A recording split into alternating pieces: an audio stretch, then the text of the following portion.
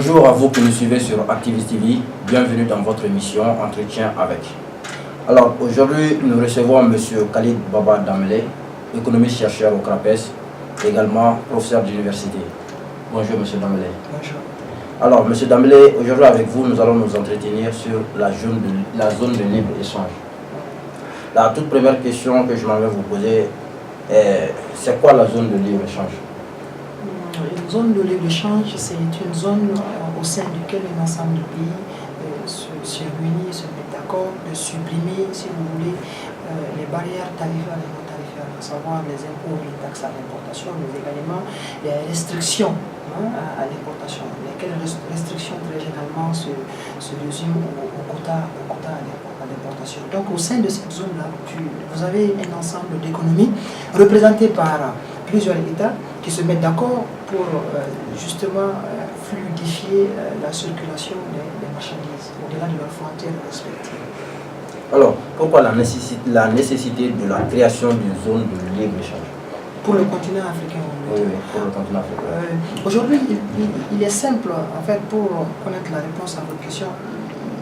Quand on jette une idée, une simple idée, un coup d'œil sur la place que l'Afrique occupe au sein des exportations mondiales, nous nous rendrons compte que l'Afrique aujourd'hui n'assure que 3% de l'ensemble des exportations mondiales, chose qui, à la limite, n'est pas tout à fait favorable pour le développement économique du continent. Pourquoi? Parce que les exportations sont une composante d'un élément qu'on appelle la balance commerciale, qui est le solde commercial, c'est-à-dire les exportations nous renseignent sur nos rapports avec le reste du monde, c'est-à-dire avec les autres économies.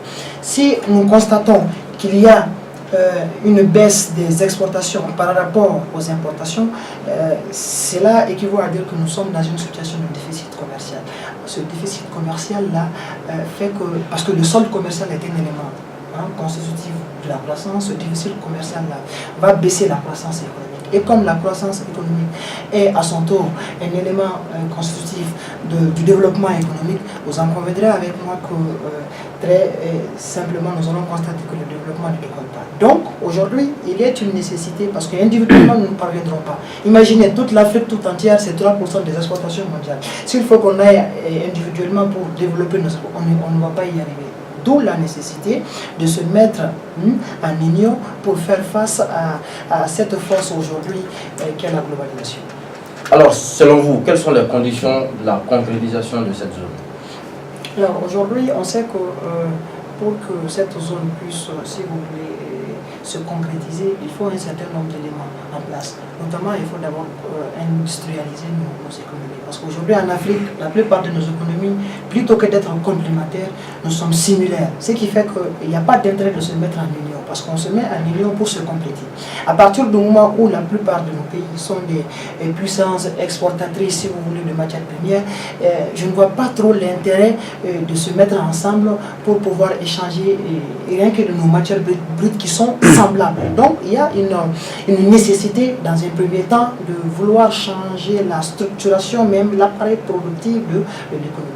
Après, qui dit industrialisation dit forcément l'entreprise, parce que ce sont les entreprises qui transforment.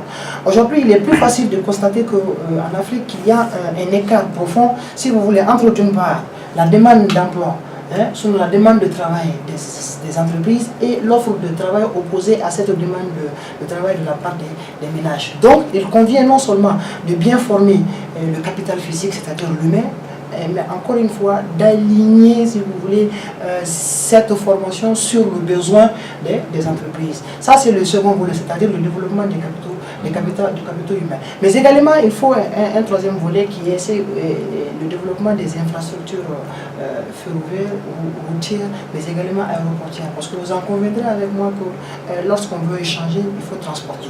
Donc le transport dans une économie, c'est comme ce soleil-là, ce que représente le soleil pour la fleur. Donc une économie sans un développement des moyens de transport conséquent, ça ne peut pas aller. Donc il nous faut également développer de ce point de vue des infrastructures routières et ferroviaires. Mais également, un dernier point, sinon un avant-dernier point, c'est la stabilité sécuritaire au sein des zones du Sahel. Aujourd'hui, on sait que l'insécurité que sévit ces pays du Sahel là, est énorme. Donc il faut essayer de mettre en place des politiques qui vont dans le sens de la stabilisation de ces territoires-là. Et un dernier point, c'est la monnaie unique.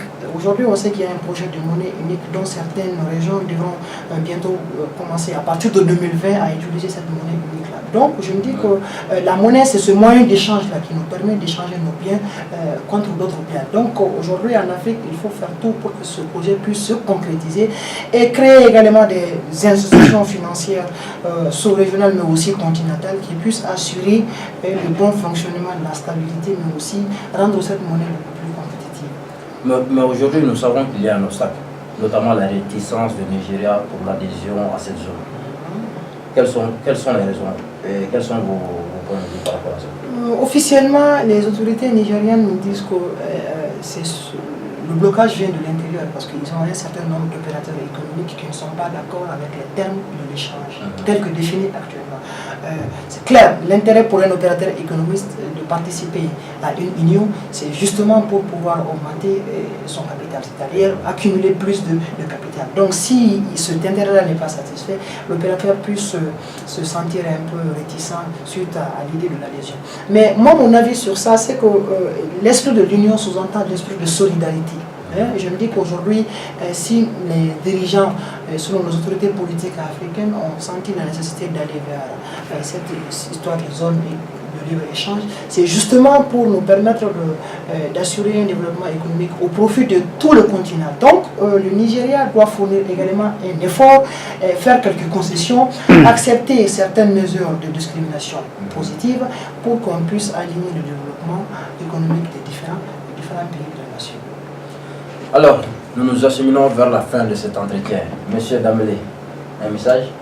Le message que je m'avais adressé, c'est justement de rester dans cet état de débat, de discussion. Nous devons accepter encore une fois de débattre ces questions, de discuter ces questions. C'est dans l'échange, c'est dans la discussion, c'est dans cette acceptation de la part des autorités nigériennes de discuter avec les autres membres, c'est-à-dire les 44 membres pays qui ont déjà signé, qu'on peut parvenir à voir ce projet concrétisé.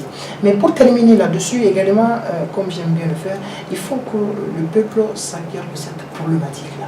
Sente que c'est un enjeu pour le développement économique futur de notre nation. Donc il faut qu'on puisse faire peser encore une fois ces questions dans les différentes échéances électorales. Parce que tant que nous ne demandons pas à nos autorités politiques d'avoir le courage pour l'application de ce genre d'initiative, nous n'allons jamais découlé.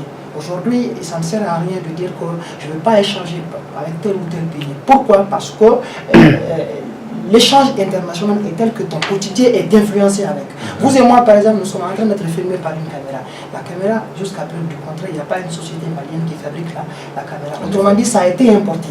Donc, c'est parce que nous sommes filmés avec ça que ça joue sur notre bien-être. C'est-à-dire, tu te sens filmé, tu te sens dans un plateau en train de faire un bon débat, tu te dis, je suis satisfait. Donc, cette satisfaction, quelque part, est due à notre capacité à pouvoir échanger avec l'extérieur. Donc, l'échange avec l'extérieur aujourd'hui est devenu une condition préalable pour le bien-être de toute la société. Donc, autant de s'y intéresser et de faire en sorte qu'on puisse aboutir, et sinon, arriver à ce projet de zone de libre-échange continentale.